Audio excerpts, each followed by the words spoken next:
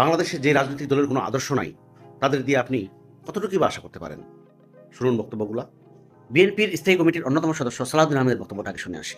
বাংলাদেশে ইসলামী কোরআন সুন্নাহর বিপরীতে শরীয়ত বিরোধী কোনো আইন প্রণীত হবে না।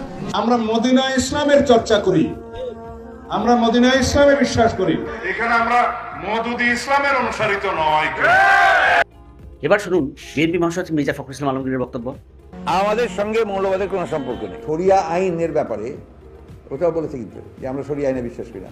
আমাদের সংগঠন পড়ে দেখবেন শরিয়া আইন বিশ্বাসের তো কথার ব্যাপারটা নাই কোথাও। আমরা তো ওনারা চান ওনারা করুক।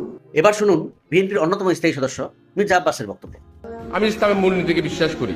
আমাকে যদি কেউ মৌলবাদী বলে তাতে কি আসে যায়? দর্শক, এখন আপনারাই বলেন, এই বিএনপির কাছ থেকে আমরা কী বা পাবো? তাদের তো কোনো আদর্শ নাই। এক একজন এক এক রকম কথা বলেন, একজনই আবার এক এক সময় ভিন্ন রকম কথা বলেন।